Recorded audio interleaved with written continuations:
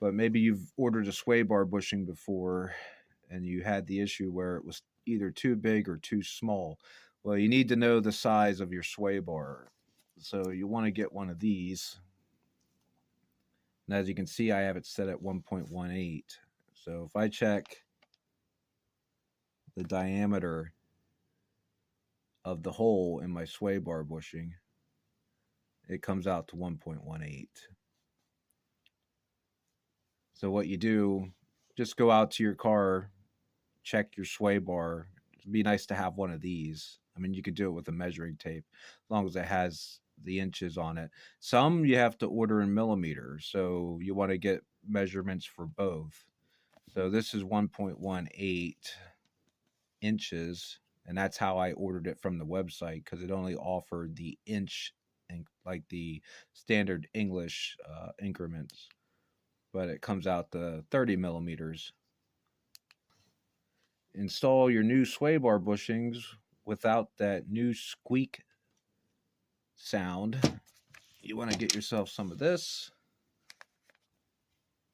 a silicone lubricant. This is Blaster. It's from like the same company that does PB Blaster, but this is what I'm gonna hit these with quick, just to get them ready, so I don't have to mess around with it out in the field when I do it. So let me spray this here. I'm gonna soak it up good. See where that sway bar is? That's the bushing. And then there's two nuts. One on the left, one on the right. See that big gap in there? You can totally see it. So let's get them off. This is gonna take a while because I don't have much room for motion here. So I'm gonna put the camera down. Okay, once you get both those bolts out, that's probably gonna be a little bit seized, so it's hard to do this one hand. You can get that crowbar under there nice a little bit, and then pry it up.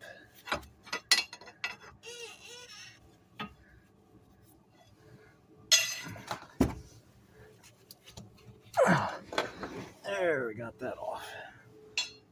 Set that right here. Now I gotta get that out of there. There's two ways to do it. Try to pull it out or just cut it at the top. Okay, unexpected turn of events. I got the sway bar link in there. Problem is, the sway bar bushing. The sway bar link, however, broke in half. You got to take that off to get that sway bar bushing in there. But, shoo. Yeah, that broke in half. Unforeseen event. Unfortunately, that's what can happen sometimes. But so I called AutoZone. They have the part, thank God. Normally they don't have the part. They have to always call it in from somewhere, but they have this part. So I'm gonna go get them. Okay. So this sway bar link here. You see on the bottom there's a nut, and on the top there's a nut. So you want to hold one with a 13 millimeter wrench while you get it off with another 13 millimeter wrench. But I would highly recommend an impact tool because it's a long bolt and it's a lot of spinning. See, that's the top nut right there. But since I'm replacing the other one, I'm just going to replace both of them now. Since they had the parts, thank God. We have a problem, Houston. Let me see if I can get in here at an angle to show you. See that bolt? Let me see it. See that pipe? That little thin pipe right above it? It's actually blocking it from going all the way up. Let me position my phone here so when I shine the camera with the flashlight, you can see it. There's a plastic housing. Yeah, there's a plastic housing there. You got to unclip to get them pipes loose. So I'm going to have to do that. I got a brighter flashlight. All right, that tall vertical clip, just get a flat tip up there towards the top in that top hole, and gently try to pull it out without damaging your brake lines, and then that comes unsnapped. Let me show you what I'm doing here. This thing is fighting me to the bitter end. That brake line, I got that clip loose, as you can see, but there's also another clip under here. See if I can get my camera position so you can see it. And right here, if you get this clip, unbolt it, it gives you more play with that brake line. An update on this job, which I thought was going to be an easy job, but that brake line made it so difficult. And once I finally got enough play on that brake line after releasing them two fasteners, the bracket, point out, I can't get it with have a light on it. The bracket holding that bushing down was seized onto the rubber. So that was a pain in the butt to get off. So I finally got that off, and I got the bolts out, and then got the rubber off. I had to leave the bolts on, kind of like just like that, so they wouldn't shoot up high enough to damage them brake lines while I'm trying to pry that bracket from the rubber. So I was able to break that, but pain in the ass job all the way. And guess what? Them bushings I ordered, the diameter hole was the right size,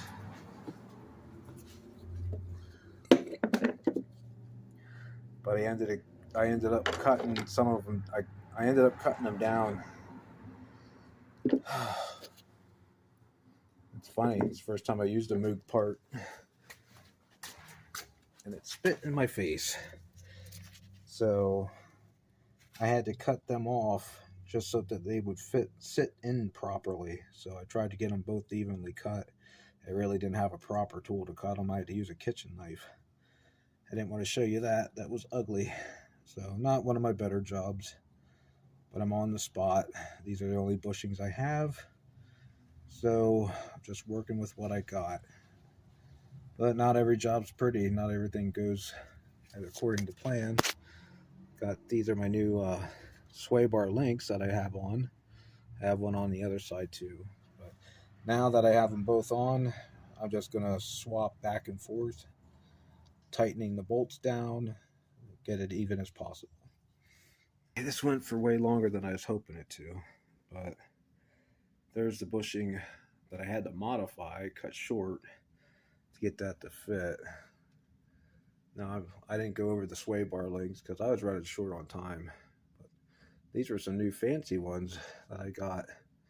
They don't have the bolt on the bottom. They just screw from the top and get tight that way. But you can see there's a lot of torque on them because that rubber gasket is squished down. But so glad that's job's done. If I would recommend this to a do-it-yourselfer, oh, my flashlight died.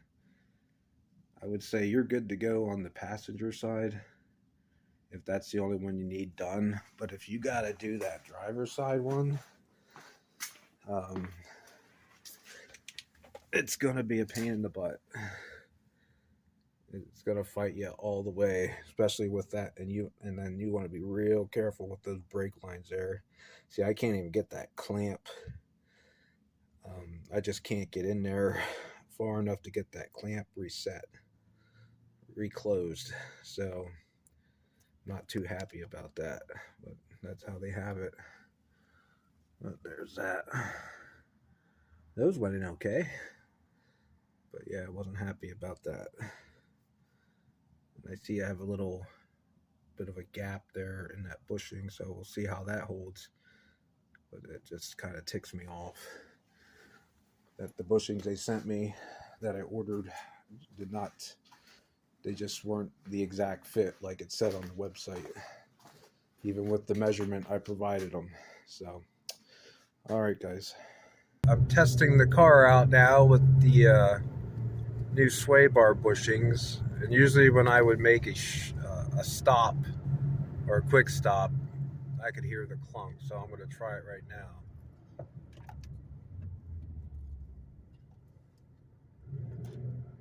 Then quick acceleration.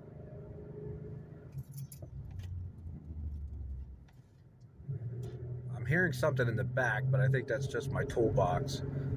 So yeah, the clunk is gone.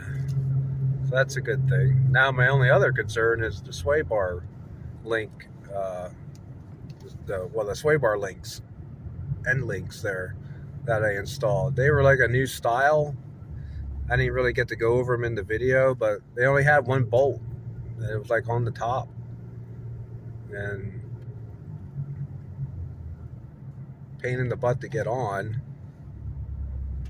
But they're on. But I don't know, the car's handling pretty well.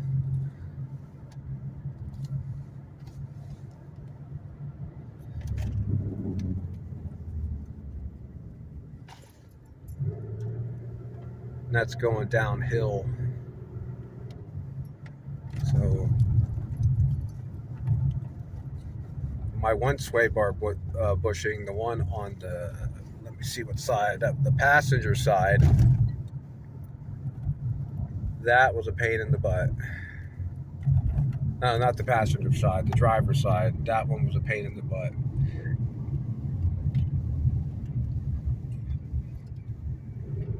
I was really nervous about that brake line. Even though I unloosened them two fasteners, you know, you just, you mess that up, then you're done. So I think if you're a do-it-yourselfer and you want to tackle this, I mean, you can do it.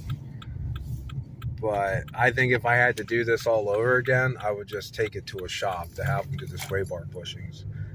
And only because of that other side and where the driver's side, because of them stupid brake lines, they have them so close to the nut there, and you have to kind of pry them up a little bit. And I don't like messing around with those metal brake lines.